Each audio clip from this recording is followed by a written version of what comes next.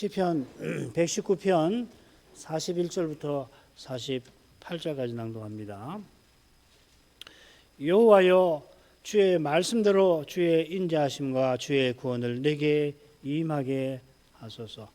그리하시면 내가 나를 회방하는 자에게 대답할 말이 있사오리니 내가 주의 말씀을 의뢰함이니이다. 진리의 말씀이 내 입에서 조금도 떠나지 말게 하소서. 내가 주의 규례를 바랐음이니이다. 내가 주의 율법을 항상 영원히 끝없이 지키리이다.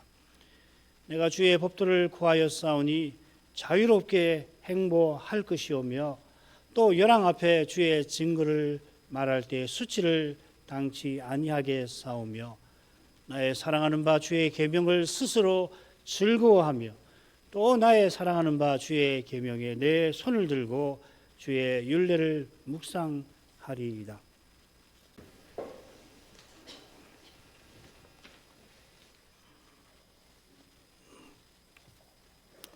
우리에게 성탄은 무려 2000년 전에 일어난 구원 사건입니다마는 언제부터인지 알기도 힘든 더 오랜 세월 구약 신자들은 이 성탄을 바라보았습니다.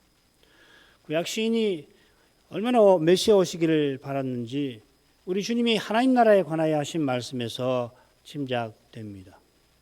내가 진실로 너희에게 이르노니 많은 선자와 의인이 너희 보는 것들을 보고자 하여도 보지 못하였고 너희 듣는 것들을 듣고자 하여도 듣지 못하였느니라. 꼭 보고자 하지만 당장은 보지를 못하니 장차 볼 그날을 시인이 얼마나 간절히 바라보았겠습니까? 같은 소망이 우리 마음에도 메시아가 오셨지만 우리 마음에도 다시 오실 주님을 향하여 일어납니다.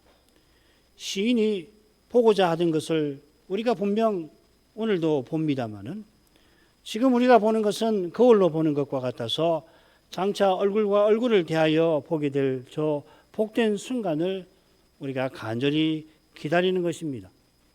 모든 세리와 죄인이 주님께 가까이 나와 주님의 말씀을 들을 때에 하나님 나라의 그 아름다움을 분명히 보고서 주님께서 장차는 띠를 띠고서 우리를 섬기실 저 영원한 나라를 그들이 더욱 소망했을 것입니다.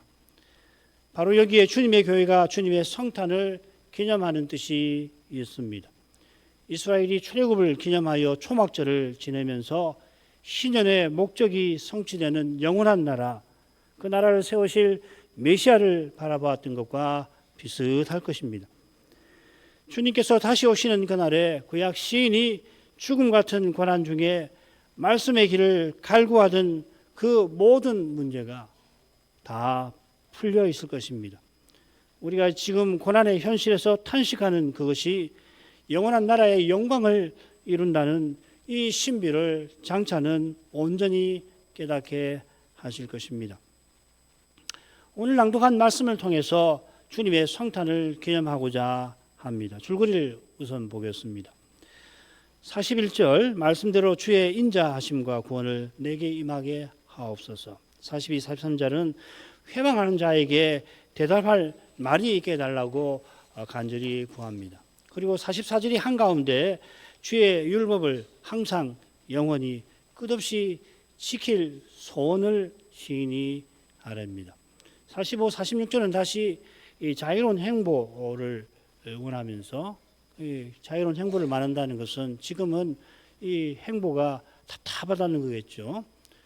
과연 열왕 앞에서 수치를 당할 수가 있는데 수치를 당치 않기를 바라고 또 구합니다. 47, 48절은 나의 사랑하는 계명을 시인이 즐거워하면서 고난의 현실 속에서 어떻게 메시아를 바라며 이기고 나간 나를 볼 수가 있게 합니다. 밑에 있는 작은 글씨는 관심 있는 분만 보십시오. 이 제6연의 특징인데 제6연은 번역이 덜어 되긴 했습니다만은 모두 앞에 이 접속사가 있어요. 우리나라 말로는 몇 가지로 번역이 됩니다. 그리하시오면 또 그리고 그러니 심지어 그러나로 번역할 수 있는 접속사가 이 버라고 하는 말인데 일제히 붙어 있다 하는 그거 감안하시라는 겁니다. 말씀드린 두 번째 단락과 네 번째 단락은 고난과 원수의 주제가 다루어져 있죠. 고난의 현실에서 시인은 자기가 두려워하는 회방에 맞설 지혜와 힘을 말씀에서 구합니다. 간구하는 시인의 마음이 한가운데 어떤 심정인지가 한가운데 잘 드러나는데 주의 율법을 항상 영영이 끝없이 지키고 싶어 하는 겁니다. 영원한 나라를 구하는 것이지요. 이게 나의 사랑하는 계명을 즐거워함 실질이겠습니다. 고난 가운데 실질이 되겠습니다. 이를 위해서 시인은 맨 처음에 말씀대로 주의 인자심과 구원을 간구하는 것입니다. 자, 41절로 갑니다. 여호와여 주의 말씀대로 주의 인자심과 주의 구원을 내게 임하게 하소서. 41절이 접속사로 시작되어서 조금 딱딱하지만 그대로 제가 번역해 볼게요. 그러니 임하게 하소서. 주의 인자심을 여호와여 주의 구원을 주의 말씀대로. 이 우리나라 말법하고 순서가 다르니까 이걸 다 우리말 어법에 맞게 고쳤는데 순서는 이렇습니다. 그러니 한 것은 주의 말씀대로와 붙어 있습니다. 이 말씀 임나라고 하는 말이 38절에 나왔죠. 우리가 지난 시간에 살핀 마지막 단락에 나왔습니다. 여호와께서 주의 말씀을 주의 종에게 세워주소서 그렇게 간구했는데 시인이 여호와를 경외하며 살 수 있도록 여호와께서 주의 약속을 자기에게 이루어 주실 것을 구한 것이죠. 그 내용을 받아서 시인은 약속대로 주의 인자심을 내게 임하게 해 주옵소서 하는 겁니다. 시인은 주께서 약속대로 그 인자심을 자기에게 베풀어 달라고 구하고 있습니다. 시인이 어떤 현실에 놓여 있나 42절에서 우리가 살필 수 있습니다. 원수들이 시인을 회방하고 있습니다. 이 회방에 관해서 39절에서는 나의 두려워하는 회방이라 표현한 듯이 한 것처럼 시인은 죽음의 고통을 맛보고 있습니다. 이미 말씀드렸지만 이 죽음은 자기 목숨 하나 잃는 정도가 아닙니다. 언약이 무너지는 것, 달리 말하면 인생이 하나님께 영원히 가까이 나가지 못하게 할 그러한 죽음을 두려워한다는 겁니다. 그런 현실에서 시인은 주의 말씀, 여기 임나는 이 약속이라는 뜻으로서 말씀인데 주의 약속을 붙드는 것입니다. 시인이 겪는 이 현실이 겟세마네에서 가장 생생하게 나타났을 겁니다. 우리 주님께서 할 수만 있으면 이 잔을 내게서 지나가게 하옵소서. 그러나 내 원대로 마옵시고 아버지 원대로 하옵소서 하실 때에 시인이 겪었던 죽음의 고난을 그냥 목숨 잃는 거 아니라고 말씀드렸죠. 시인이 겪었던 것과는 비할 수 없이 맛보셨던 겁니다. 시인의 고난이 아무리 심하다 하더라도 그 자체로 주님의 고난에 비길 수가 없습니다. 우리 주님의 고난은 우리의 죄책을 담당하시는 점에서 시인의 고난과 근본에서 다르고 시인이 고난받는다고 해서 이스라엘이 죄책 사함 받는 거 아니지 않습니까? 더욱이 시인이 고난받는 것은 백성의 죄 곧 자기의 죄와 붙어 있으니 죄 없으신 주님이 우리 대신 받으시는 것과 본질에서 전혀 다릅니다. 메시아께서 장차 이러한 고난을 겪어주시는 까닭에 시인이 지금 사람이 견디지 못할 고난을 겪고 견디는 것입니다. 게다가 그의 고난이 놀랍게도 메시아 보내시는 그 일에 쓰임을 받습니다. 이게 놀라운 점 아니에요? 이는 우리가 받는 고난이 우리가 받을 영광을 이루는 것과 비슷합니다. 우리가 고난받았다고 공로가 생기는 건 아닌데 공로가 문제가 아니라 우리가 받는 이 고난을 주께서 쓰셔서 영광을 이루신다는 겁니다. 비슷한 것이 시인의 탄식하는 기도를 들으시고 탄식하는 시인, 두려워하는 해방 앞에 어찌 할 바를 몰라서 죽음의 고통을 느끼며 인간 스스로는 낙담하고 쓰러져 버릴 수밖에 없는 그러한 시인을 쓰셔서 메시아 보내시는 일을 그때도 이루고 계셨다 하는 겁니다. 시인이 죽음의 고난 중에서 주의 인자심과 주의 구원을 간절히 구하는 것은 결국 메시아와 오실 메시아와 하나님 나라를 간절히 바라는 것입니다.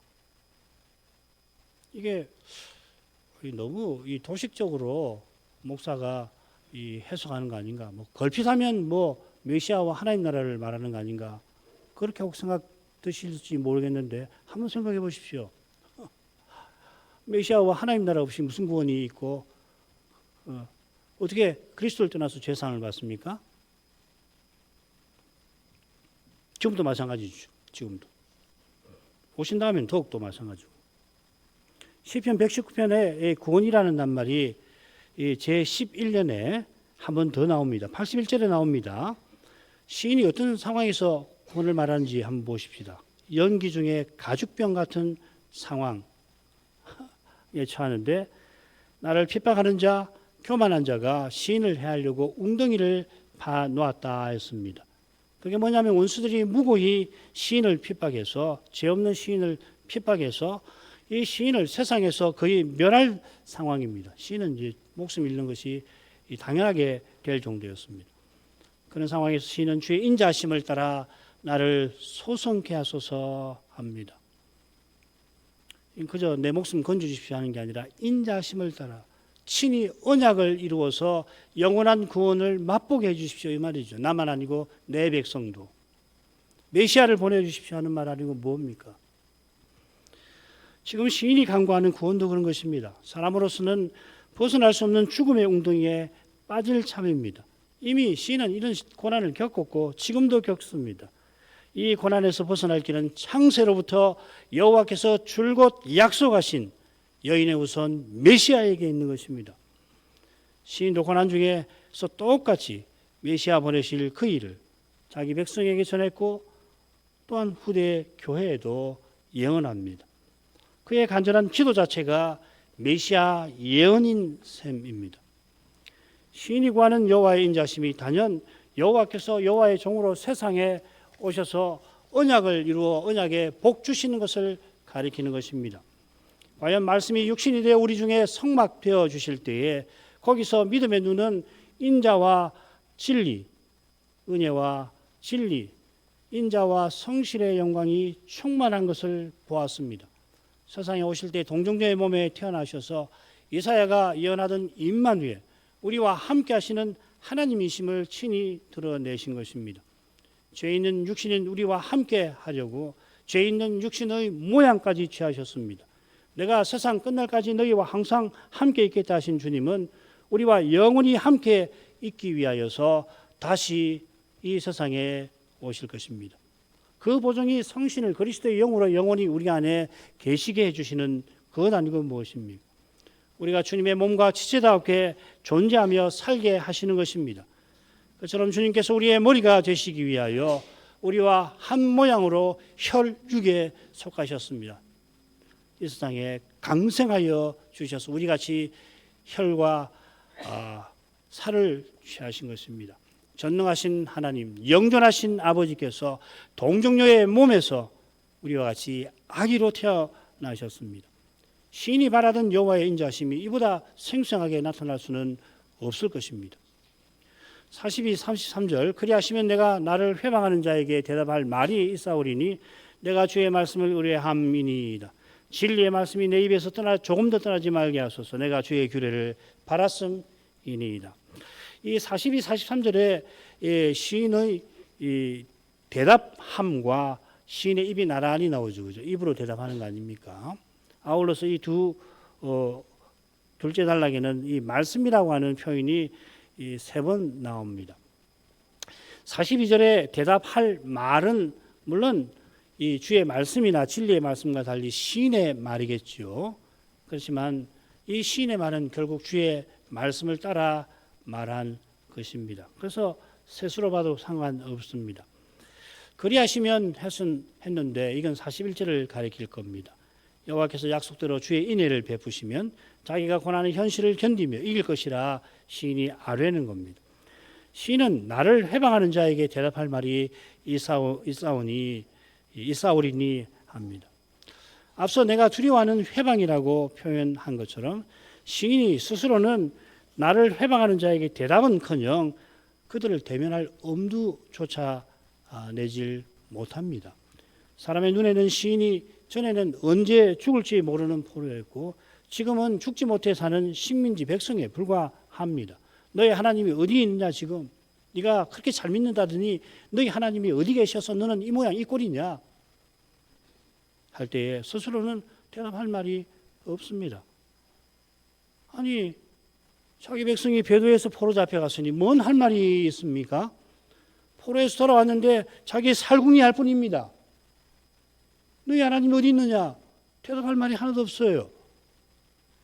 그러나 여호와께서 말씀대로 인애를 베푸신다면은, 친히 언약을 이루어 주신다면은 바로 그것이 이미 시인을 회방하는 자들에게 대답할 말이 되는 것입니다. 시인이 해방하는 자들에게 굳이 입을 열어 말하지 아니하여도 대답할 말이 시인의 마음에 울려 퍼지는 것입니다. 하나님은 틀림없이 언약을 이루실 것이다. 메시아를 보내실 것이다. 우리 하나님은 틀림없이 약속하신 대로 메시아를, 그리스도를 다시 세상에 보내실 것이다.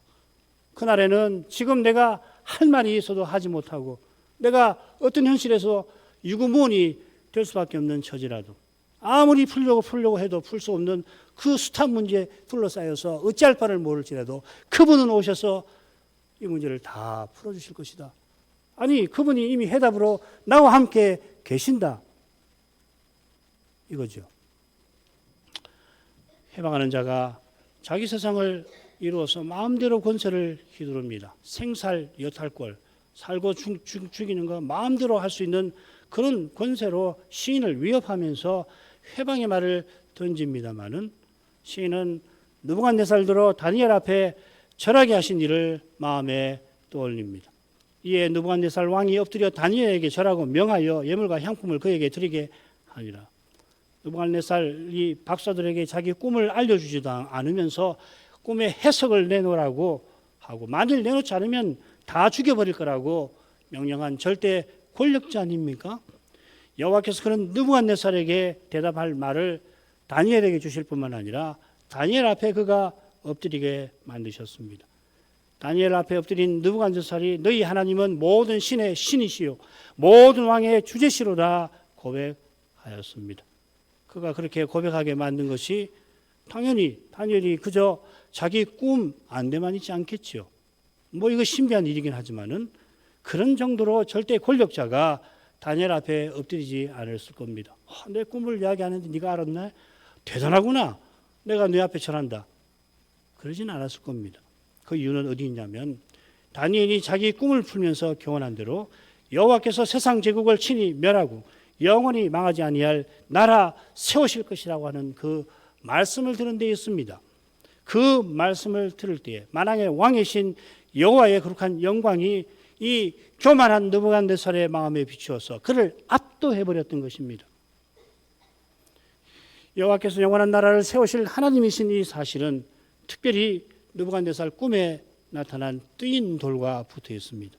느부갓네살 눈에는 세상 제국이 금, 은, 노철의 신상처럼 크고 빛나고 두렵게 하는 것인데 비해서 영원한 나라는 이 세상 누구 하나 거들떠보지 아니하는 돌멩이에 불과합니다마는 바로 이 뜨인 돌멩이 하나가 신상을 쳐서 먼지로 만들어버리고 그 뜨인 돌이 태산을 이루고 장차 온 세상을 채울 것입니다.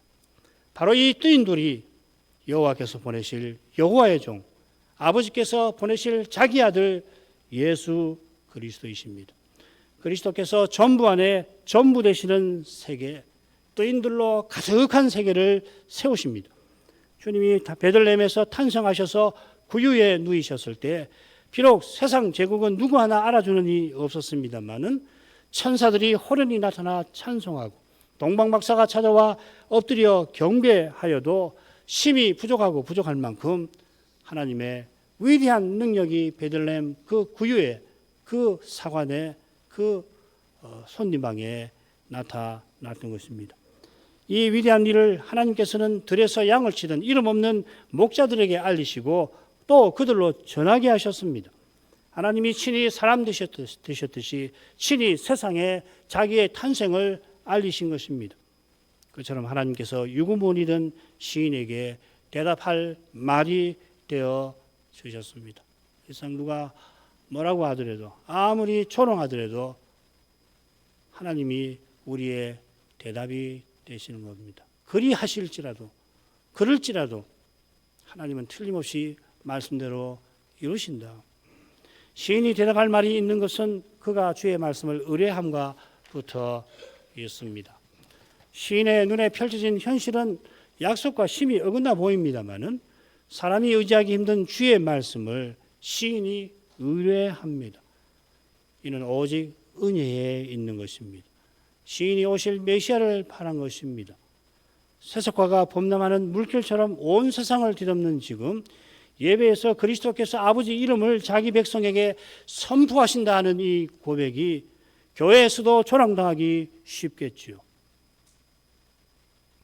그러나 그 조롱당하는 고난을 통하여서 주님께서 다시 오시는 그날은 이 순간에도 단축되어 가는 것입니다.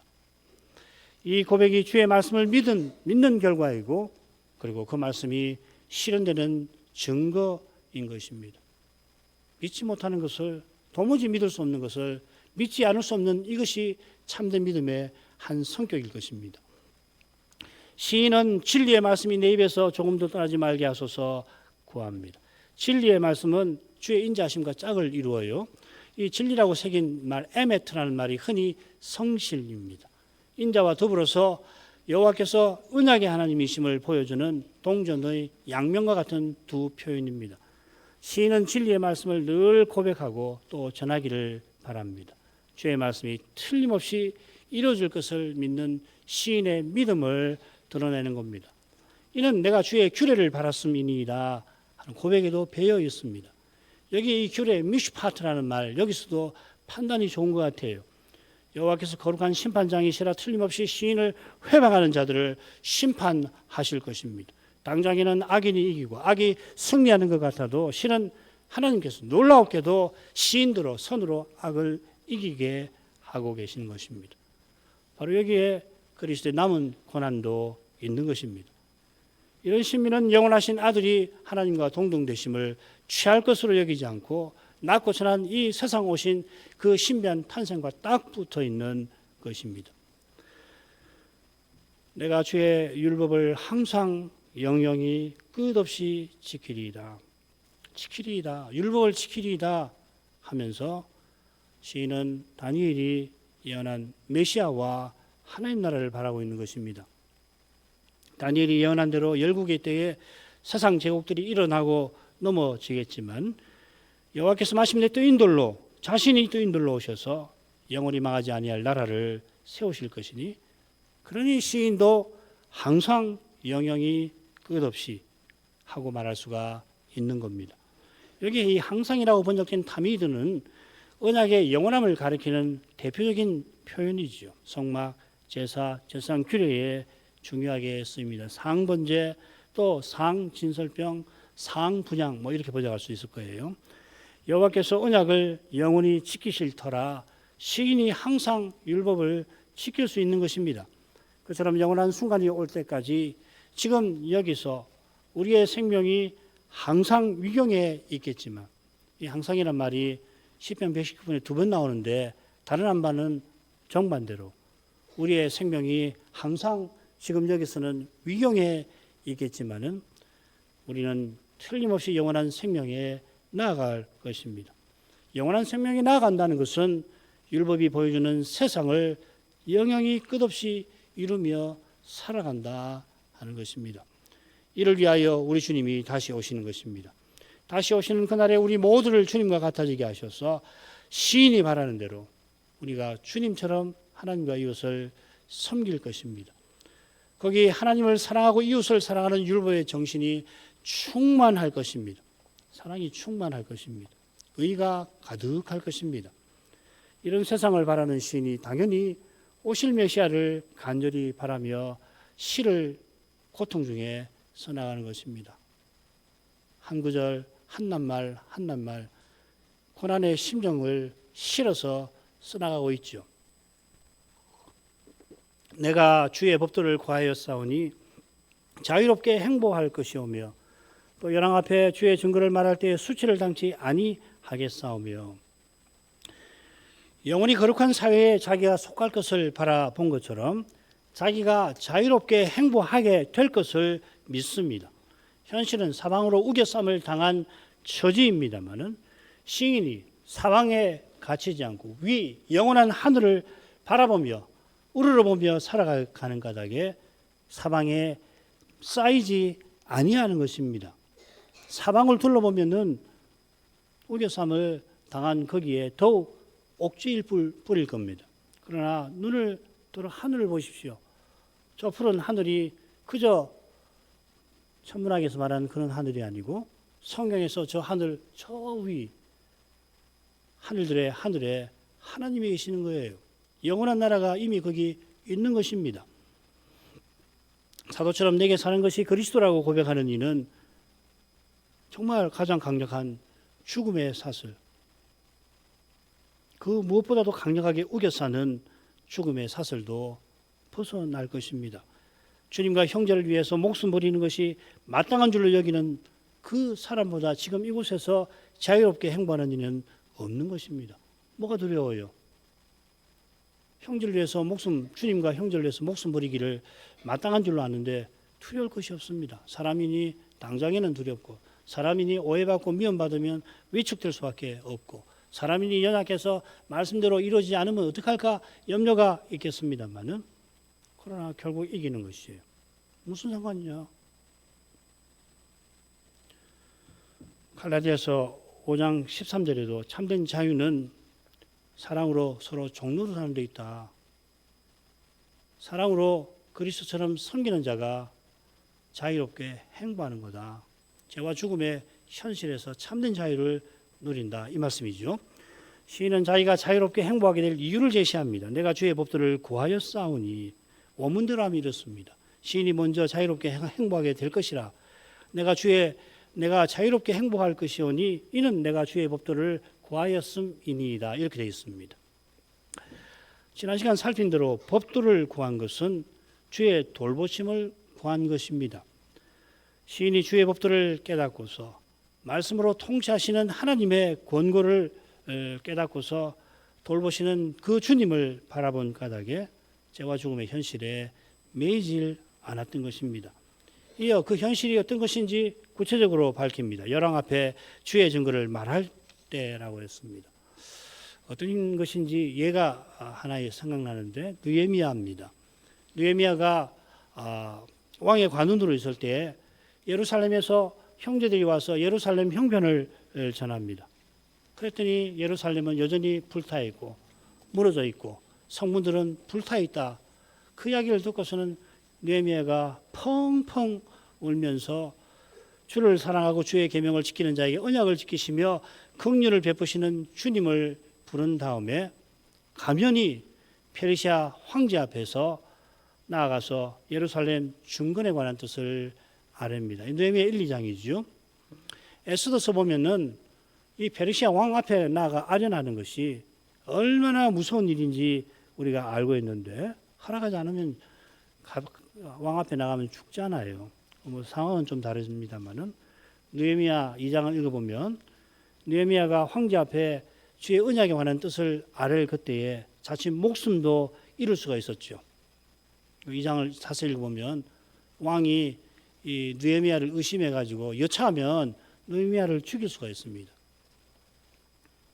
그런 처지였는지 뭐 시인이 그런 처지였는지 단정하기는 힘듭니다만, 그러나 이어 나오는 말씀을 보면 그런 현실이 분명해요. 수치를 말하는데 이 수치는 입 바른 소리 한번 했다가 괜히 이 쓴소리 핀잔 듣는 그런 거 아닙니다. 예를 들어 볼게요. 78절 교만한 자가 무고히 나를 엎드려 뜨였으니 저희로 수치를 당케 하소서. 여기 수치를 당한다는 말은 비참한 죽음을 말하는 거죠. 그렇죠? 교만한 자가 시인을 이유도 없이 죄인을 만들어 가지고 엎드려 뜨렸다는 것은 죽이려고 했다는 거 아니에요. 그런데 그들이 수치를 당하게 해주십시오 말은 그들이 그렇게 죽임을 당하게 해달라는 겁니다. 시편 31편 뭐 119편 116절도 마찬가지입니다. 시인은 죽음의 현실에서 하나님 언약이 틀림없이 이루어질 것을 믿고 나간 것입니다. 그의 믿음이 헛되지 아니하도록 시인이 바라고 바라던 메시아께서 친히 세상에 오신 것입니다. 메시아께서 오시기 수백 년 전이니까 그의 믿음대로 과연 이루어질지 누가 알았겠습니까? 그러나 이사야가 무려 700년 전에 임마누엘에 관하여 예언한 그때에 하나기가 우리에게 났다, 마치 이루어진 것처럼 그가 선포할 수 있었는데, 그가 선포한 예언이 자기의 통찰이 아니라 하나님의 말씀인데 있는 것입니다. 하나님 말씀하셨으면 반드시 친히 반드시 이루시는 겁니다. 오랜 세월이 흘렀지만 메시아가 오실 것 같지 않다가 마침내 오신 것처럼, 얼마나 세월이 더 지나야 될지 우리가 여전히 모르지만 예수님은 틀림없이 다시 오십니다. 그날까지 주님의 교회가 어떻게 살아야 하는지 시인의 기도에서 우리가 배울 수 있겠습니다. 나의 사랑하는 바 주의 계명을 스스로 즐거워하며, 또 나의 사랑하는 바 주의 계명에 내 손을 들고 주의 율례를 묵상하리이다. 시인은 사랑하는 주의 계명을 즐거워하며 고난의 현실 가운데에서 영광을 향하여 나아가고 있습니다. 시인은 주의 계명을 내가 사랑하는 계명이라 거듭 밝히고 있습니다. 계명을 사랑한다는 것이 곧 계명을 즐거워하는 것이죠. 이 기독교의 그 사랑과 즐거움이 거의 비슷한 의미입니다. 계명을 즐거워한다는 것은 결국 여호와를 사랑하는 것이죠. 요한일서 5장 3절이 그것입니다. 하나님을 사랑하는 것이 이것이니 우리가 그의 계명들을 지키는 것이라. 그의 계명들은 무거운 것이 아니로다. 여기 계명이 무겁지 않다라고 하는 것은 계명이 지키기 쉽다는 말 정도가 아니라 기쁘게 지킨다는 말이죠. 즐겁게 지킨다는 이야기죠. 계명을 즐거워하는 겁니다. 이게 하나님을 사랑하는 것이고, 하나님을 사랑하는 것은 그분을 즐거워하는 겁니다. 사랑한다고 해서 그렇게만 아니고 즐거워하는 것입니다. 전부로 삼는 겁니다. 그러려면 하나님 사랑을 맛보아야 합니다. 하나님의 사랑을 맛보고 하나님을 사랑하는 거고, 그래서 모든 기쁨을 하나님께 두는 것입니다. 이런 내용에 비춰서 계명을 향하여 내 손을 든다 한 것이 무슨 뜻인가를 간단히 보죠.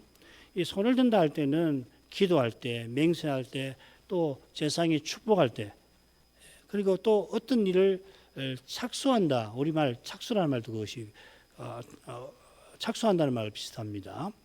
손을 두옵소서, 가난한 자를 잊지 마옵소서. 손을 든다는 말은 가난한 자를 도와주소서의 말 아닙니까? 내 중에 어떤 것인지 잘 알기는 어렵습니다만 계명을 사랑하고 즐거워하는 시인이니 그 계명을 복되도다 하면서 기쁘게 행하는 것을 가리키는 것 같습니다. 칼빈도 이렇게 해석하는 것 같아요.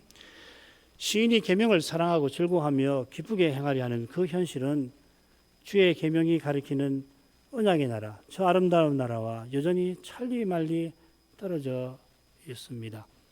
메시아가 오셔야 시인이 사랑하고 즐거워하는 나라가 세워질 것입니다. 과연 오셔서 모든 세리와 죄인이 하나님 나라에 들어옵니다마는 여전히 바리새인들은 메시아를 미워하고 세리를 멸시했죠. 그처럼 주님께서 다시 오실 때까지는 하나님 나라는 이곳에서 단연 믿음의 길에서 고난받는 현장에 나타날 것입니다. 단연. 오늘 우리도 동정녀 탄생을 부정하는 그런 기독교가 주류를 이룬 시대를 살아갑니다. 이게 무슨 일입니까? 이게 무슨 일이에요? 기독교가 동정녀 탄생을 부정해요. 그런 기독교 있습니까? 그런 기독교 가능합니까? 동정녀 탄생을 부정하는 기독교가 기독교입니까? 메이첸 같은 신학자는 그런 기독교는 기독교 아니다라고 그랬어요. 그런데 이름은 기독교니까, 게다가 주류를 이루었으니까 동정녀 탄생하셨다 고백하면 세상 사람들은 물론 지금 뭔 소리 하는 거냐, 인간 이성이 얼마나 발전되어서 온갖 이기가 만들어지는 이런 세상에 동정녀 탄생이 말이 되냐. 기독교 신학자도 그들을 따르는 목사와 교인들도 비웃을 것입니다. 그거 신화야. 우리나라에 단군 신화가 있지 않나? 그런 신화 같은 거라. 신화가 영 의미가 없는 것은 아닌데 신화에 담긴 뜻만 잘 취하듯이 곰족과 호랑이족이 옛날에 있었는데 싸워서 곰족이 이긴 것이다. 뭐 그런 거 아니에요? 그처럼 동정녀 탄생도 그렇게 이해해야지. 현대인이 돼가지고서 어떻게 신이 사람이 되며 게다가 여인의 몸에서 동정녀의 몸에서 말이 돼?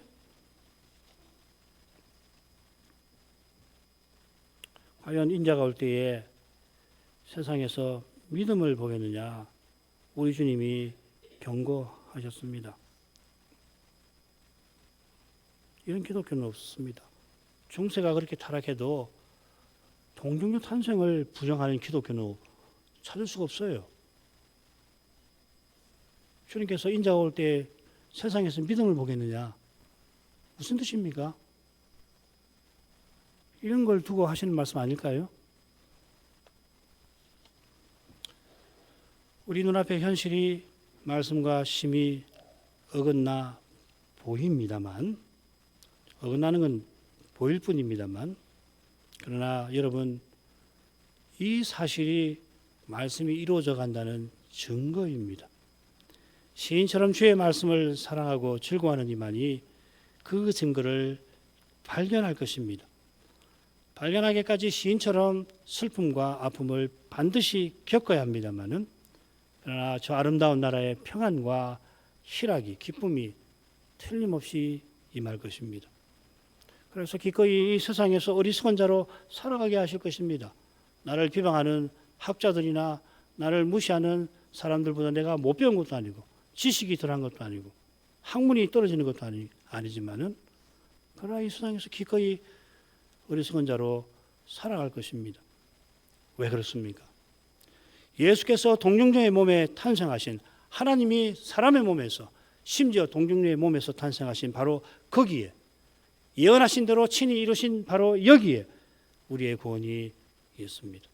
주님 말씀대로 이 세상에 신비하게 오신 것처럼 장차 신비하게 그리스도는 다시 오실 것입니다. 기도하겠습니다.